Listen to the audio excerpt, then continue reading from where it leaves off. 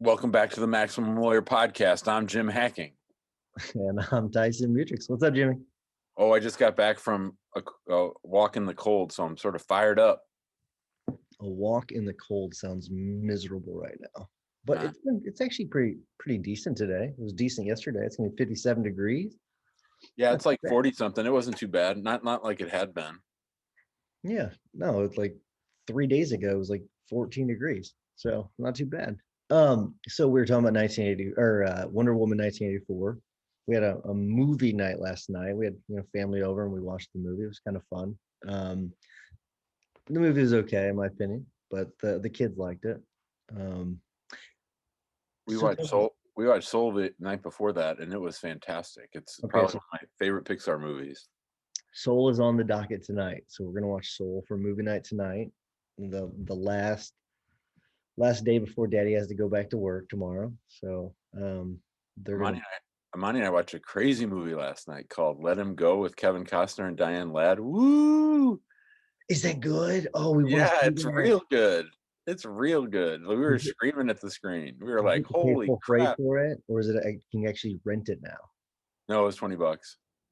God, because we like a month. I don't know if it was a month ago, a few weeks ago, we were looking at that. And we're like, oh my gosh, that looks so intense. So is it as good as the trailer? See, I didn't see the trailer. I try not to watch trailers, so I had no idea what was coming other than the sort of the main storyline.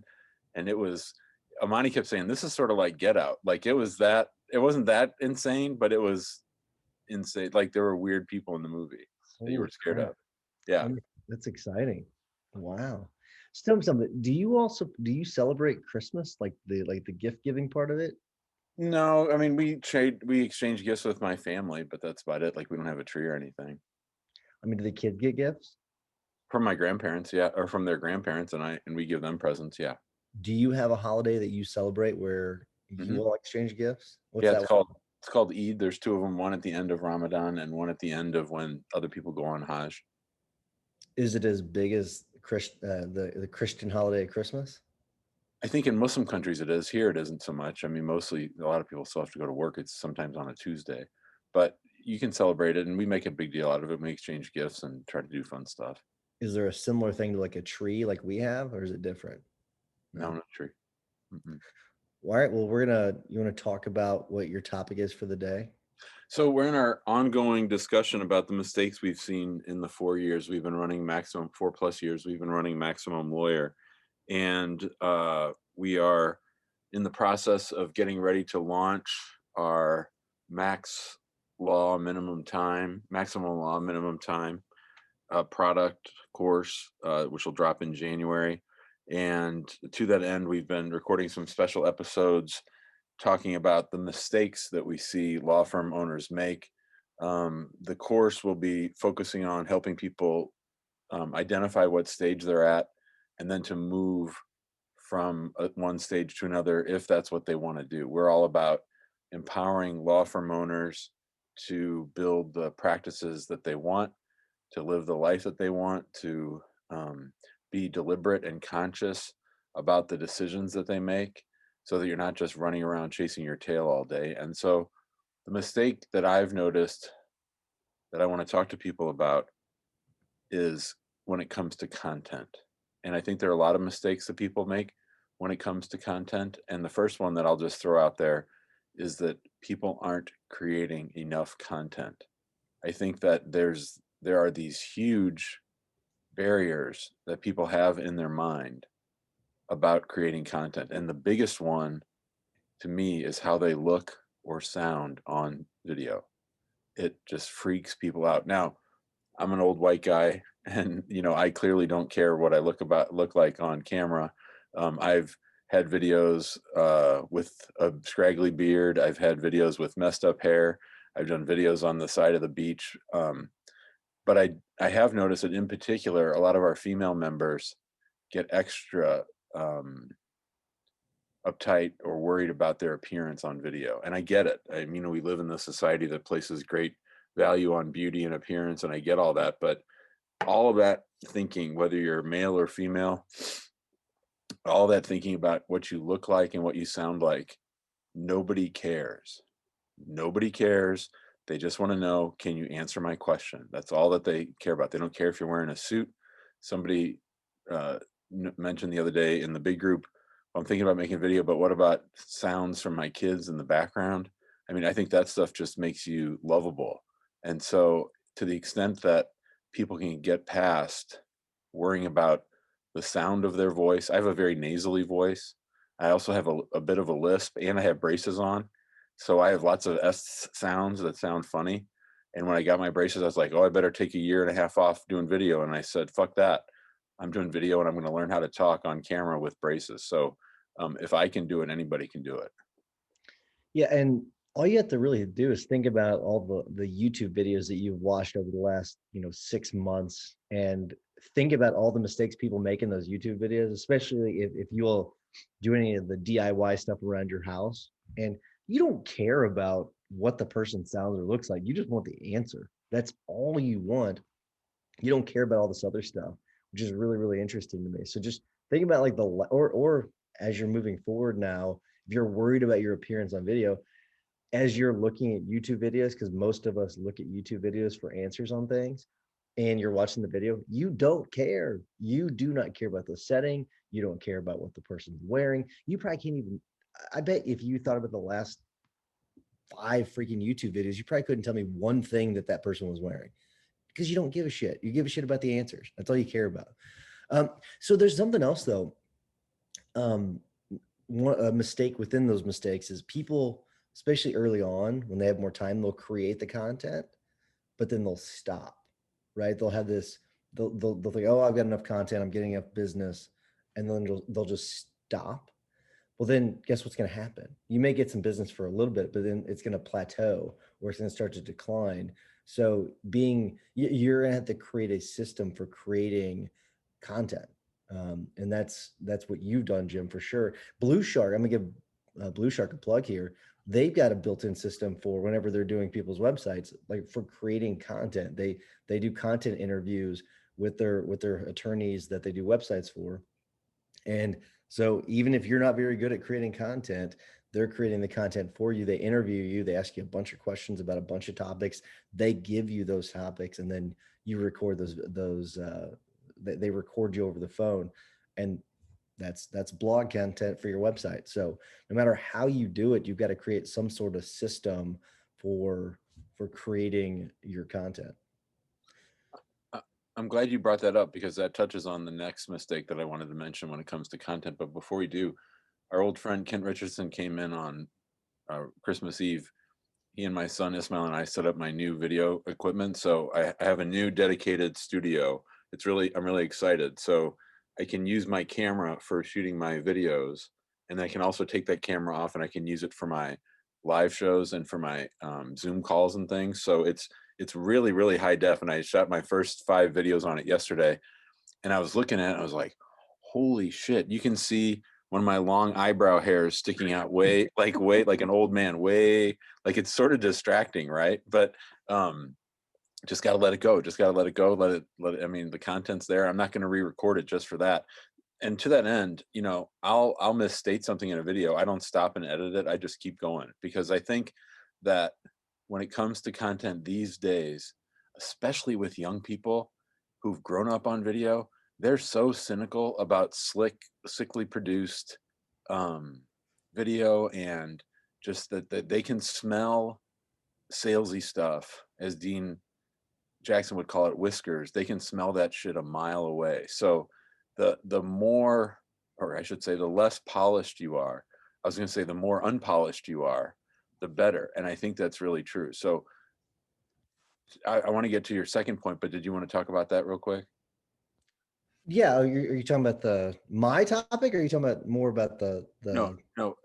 I was just talking about the reliance on super premium content, like it has to be slick and beautiful. And then I was gonna segue into the point you made about having a system, because I want to talk about that too. Oh yeah, yeah. Well, because I wanted you kind of sort of talk about your system a little bit. You don't have to go in too much detail, but I also want to say something about what you just talked about with your new studio setup and all that kind of stuff. It doesn't have to be that. Okay.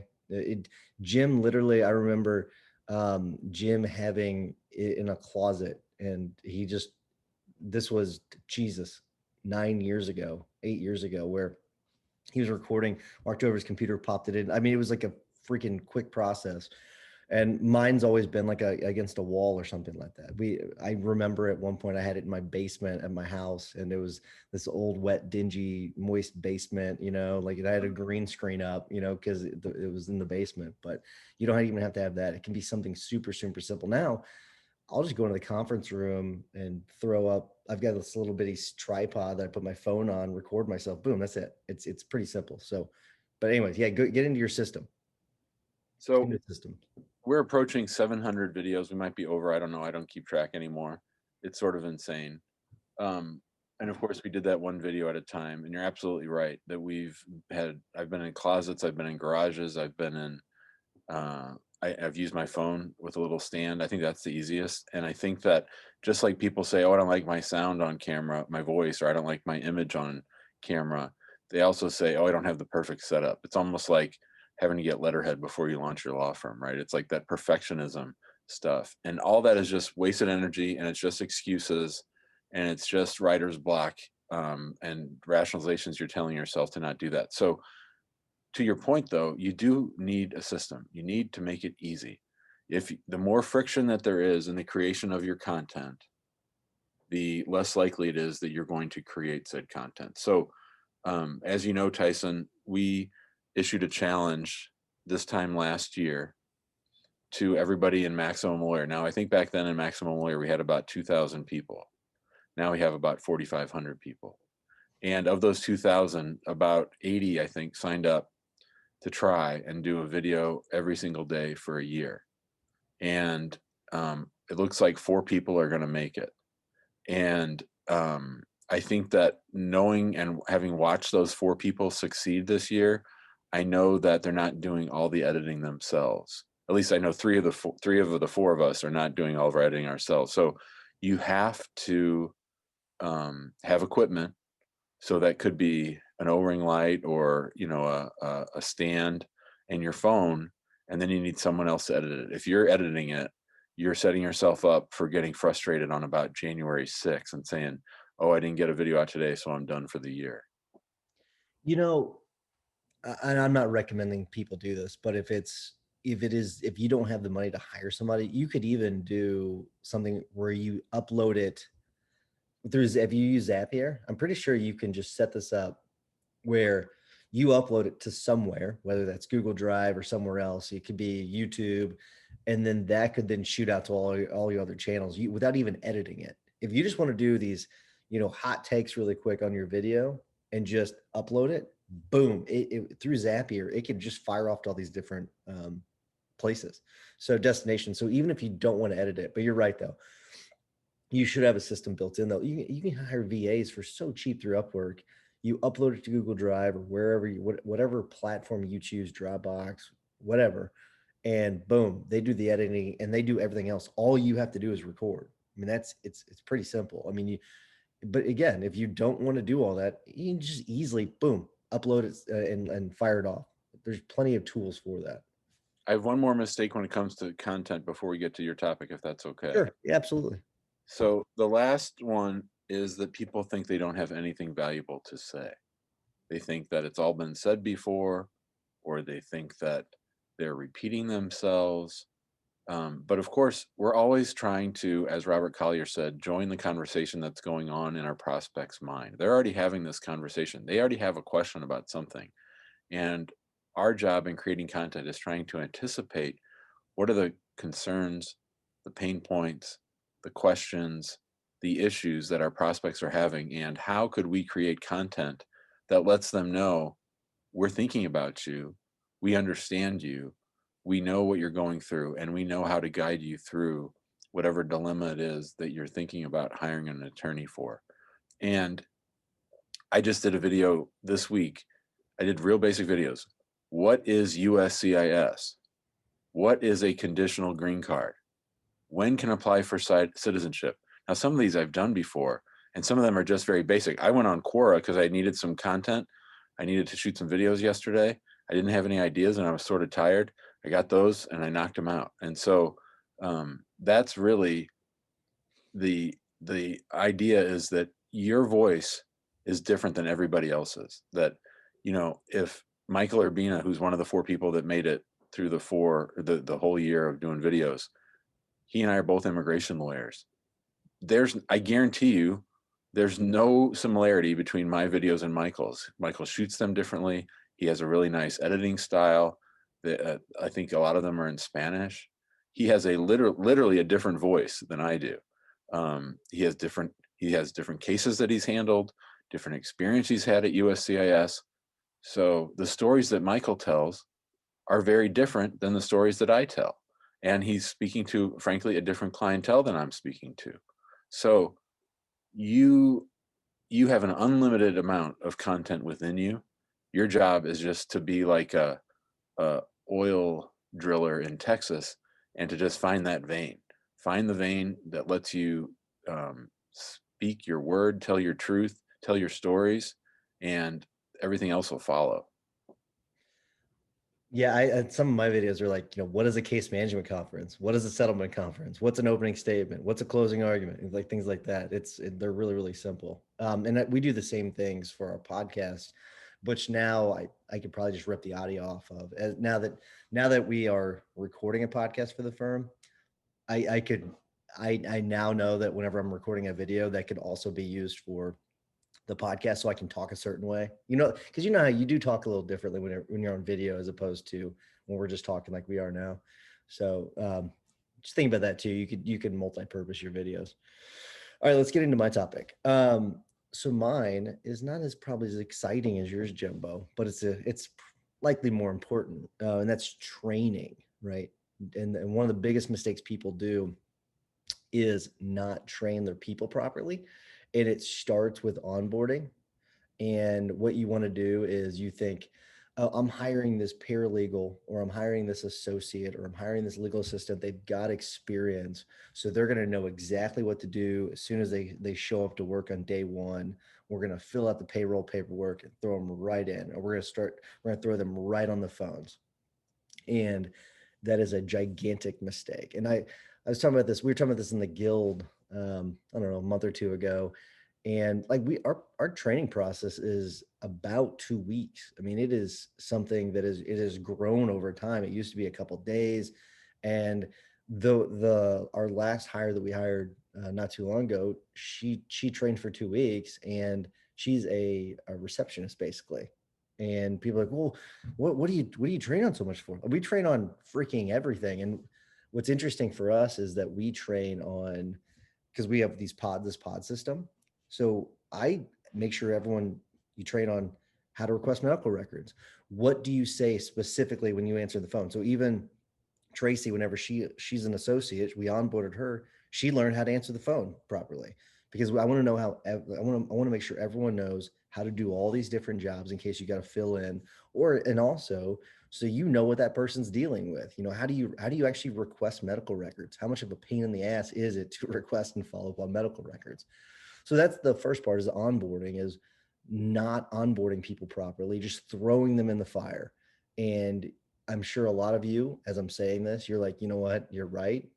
I've made a lot of mistakes doing that, because then they screw up everything. They don't know your systems. They may be a really, really good paralegal, but if you don't train them on your stuff properly, they're going to wash out, or you're going to get mad at them. You're going to fire them.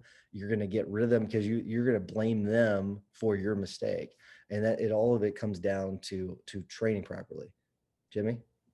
So if you ever want a case study on how not to train people, you should go back in time to the hacking law practice about 4 or 5, no, about 7 or 8 years ago. It wasn't until Amani came on, who is very detail oriented and who taught me the value of training, that we really made that a priority in our firm. And I think that if you think about the E-Myth and all the things we talk about when it comes to the During unit, that if you want a consistent result, you have to have a consistent way of doing things. Everybody has processes. Everybody has a system for doing things. Some people might have it all in the owner's head. Some people hopefully have it all written out on paper. And until you actually take that time to slow down and to get the precision on how you want things to be done, until you get that down onto paper, everyone's just going to be winging it, and you're going to get a bunch of widgets that all look a little bit off center, that they're just a little bit off. Nothing's exactly right. It's going to again create more friction and slow you down. Yeah, and you and I've talked about this before, where you sometimes you'll have an employee, um, we don't anymore, but sometimes you'll have an employee where one employee's doing something one way, another employee is doing something a different way, like with what you were just kind of talking about, and it is extremely frustrating because it's not consistent. And and I'm not talking about the give someone a problem and let them solve it kind of thing. I'm not talking about that. I mean, I'm talking about like where it breaks your system whenever people are doing things differently, and maybe it's outlining a document a certain way. I don't know. I mean, maybe it's a formatting of a letter. I mean, whatever it is, it needs to be consistent. And whenever you're not training people properly and they're doing things the wrong way, it breaks the system, because then someone else down the line has to fix whatever that mistake is with the employee that's doing things a different way. But let me get to something else though too. And it's the mistake. One of the mistakes is not having continuous training. Like, so you onboard the person and then that person never gets another training for the rest of their career with your firm. And that's another huge mistake where you have to set aside time. It's just like, what's one of the biggest questions I ask people, Jimmy? Let's see if you get this right. Where whenever they say they've got to do something, what do I ask them? Put it on your calendar. Exactly right. Is it on your calendar? And if you don't have regular trainings on your calendar, it's going to be haphazard. Maybe you'll do a training later on. Maybe you'll be like, oh, you know what? We need to train on this topic because we keep screwing this thing up. Or, hey, let's have a fun day and let's do some training. Like you'll do things like that. You need to have it on your calendar. We do it weekly. But you can, I mean, you can do it quarterly. You can do whatever you want. Just make sure you have a scheduled training where your people are learning, because we every single week, the reason why we do it so every single week is we learn so many new things every single week from our people. Hey, by the way, this in Filevine's not working, because we have a feedback section too. So we'll start with, hey, any questions or comments about anything? We'll get some feedback there, and then we'll go into our training for the week. And we learn so much from that session. It's incredible, and so we're always improving. And I think, Jim, haven't you started to do some sort of continual training? I don't know if it's weekly, but haven't you started to implement that? Not me, but Amani and Adele have. They have attorney classes, they have paralegal classes.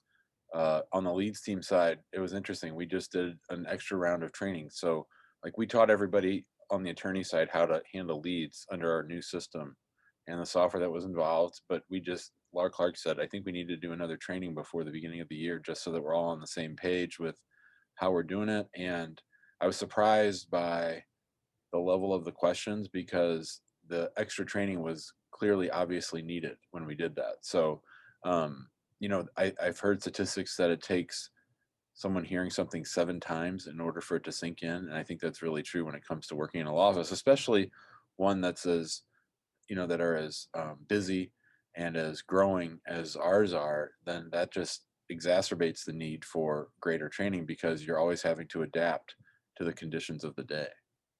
No, for sure. No, and I'm sure that 7 times is probably nowadays probably close to 20, just because we're getting hit with so much information.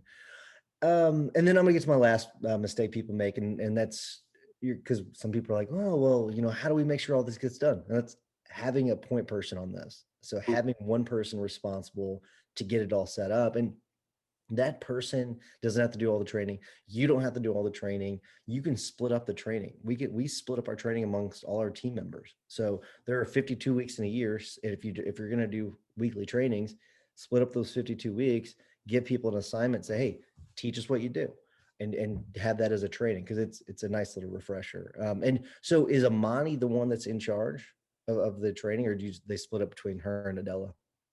They Well, mainly it's Amani and Adela. Yeah, if for lawyers it's Amani and for Adela it's the paralegals. But the cool thing too is that now we have paralegals who've developed a little expertises on certain things at immigration, and so they've actually led the training too on what they've learned.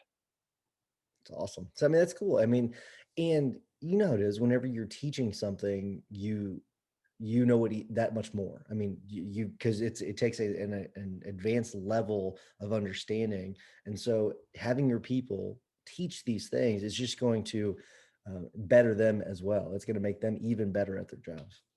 Yep. All right, man, we're ready to wrap. I'm ready. All right, I want to remind everyone to go to the Facebook group, which does have about 4,500 members. I've not looked recently, but it's definitely grown quite a bit, and get involved in the discussion there. If you want more of a, I'd say, even high level discussion, join us in the guild, maxlawguild.com, which I'll throw this out there. You will get the training course for free if you join the guild, which is kind of a cool little bonus. So when we launch it in January, you'll get that for free, which I know people in the guild seem to be pretty excited about that. We had a nice little discussion last week about it in the guild. And then if you don't mind, we do offer this for free, like most other podcasts. So if you don't mind giving us a 5-star review, it'll help us spread the love. We appreciate it. Jimmy, what's your hack of the week? So on my walk today, I was finishing up the audio version read by Dan Kennedy of the new Psycho-Cybernetics by Dr. Maxwell Maltz and Dan Kennedy. It's fun to listen to because it's got all this really weird 80s music, like Love it. like an old training thing. Like if we ever do an audio version of our training, I want to hire Ismail or somebody else to make us that 80s type music because it's just so much fun. And it's dated for sure. And it's a little woo-woo, but there's a lot of stuff in there that I really like, and it gave me my idea for my hack of the week. So in order to pull off this hack, you're going to need 3 things. You're going to need a piece of paper, a pen, and a match. Because what you're going to do here, I don't know when this episode is going to drop exactly, sometime around the end of the year. You're going to write down on a list of paper everything that you're angry about, everyone that you resent, everyone who bothers you, everyone who pisses you off. It could be you, the things that you're mad at yourself about. I'm going to need a really big piece of paper, Jimmy. Well, here's the extra hack. You can use the other side too. Ooh, nice. Yep. Bonus So hack. you're going to write down within 1 hour of listening to this podcast, you're going to write down everything and everybody that you're angry about. And then you're going to find a quiet moment sometime by yourself, and you're going to go outside, unless you're in Southern California, and you're going to light this on fire and burn it and just let it go. Just to sort of clear the air, get ready for 2021, to let go of any lingering resentments, and to just be focused on the future. And I love that one so much. I think I've told you this story before. Actually, I'll tell the story in a second. Whenever you were talking about the 1980s or the 80s stuff, 80s music, I was thinking about Wonder Woman 1984 and like how many cliches they've got in there when it comes. It's so funny. I think that they should win an award on set design. It is really cool. So I'm not going to say much more than that. But no. So whenever I was, I mean, I was probably a couple years out, but I had hired a couple interns, and that intern then later was when she became a lawyer, she was interviewing for this guy, and this guy she listed our firm on her resume, and this I'm not going to mention the attorney. The attorney said, "Oh, no, Tyson Mutrux, he's the one that's got more confidence than experience, or something like that." Like a total, and this guy is a total, he's he's a total jealous POS, right? Let's go beat him up. He's not a very successful lawyer. Okay, I'll just say that. You'll tell me who it is later, right? Yeah. Honestly, I know who he is I know who he is. I just can't remember his name, but I'll remember his name. I'll tell you. But Okay. so I wrote him a letter, and I actually invited him to coffee, but I was actually it was a card, and I basically called him out for talking shit. And then it was not very nice in my letter, but then I said, if you want to get to know me better and actually know who I am, I'll take you to coffee. And I put it and I put a stamp on it. I addressed it to him, and I put it in my briefcase, and I let it sit there for a few days. And I finally was like, you know what, this is not worth it. Just not worth it. So I threw it away. Part of me wishes I could have sent it, but it's just anyways, such a dick move. But I like it. I like the idea of writing that stuff down and just getting rid of letting it go. It doesn't make any difference. If I had sent that letter, it would just pissed him off, and I would have seen him in court, and it probably wouldn't have been good. So I like that. It's a good one, Jimmy. All right. So my tip of the week is it's way different than yours. So I was texting with Brooks Derrick a few weeks ago, and Brooks sent me this. He had responded. We were talking basically, you know how you're having like multiple conversations in a text, and so you're talking about multiple things. All of a sudden, I see this little line with this little with like responding to one of my text messages above. And I'm like, what the hell? How'd you do that? So if you want to reply to a specific message on an iPhone, you hold down that message and it gives you a reply option. And then you can reply specifically to that text, which I think is so freaking awesome because I can't tell you how many times been having a text conversation and then they're confused about what I'm saying because I'm responding to a previous text, but we're talking about another conversation, and it draws a little line and connects the dots for you. So if you use an iPhone, if you want to reply to a specific message, just press and hold. It'll give you the reply option, and boom, you can reply to it. It's pretty You did awesome. that to me the other day. I was like, what the hell's this? Isn't it pretty cool? You're Yeah. like, and so the people, and I'd say 99% of people don't know about it. It is such a useful little tool, and it's just a simple little thing. So that's cool. Awesome. All right, man. Well, it's been fun. Have a good All right, weekend. buddy. I'm off to San Diego. See you, bro. Oh yeah, have a good vacation. We'll Yep. see you. Bye. Bye.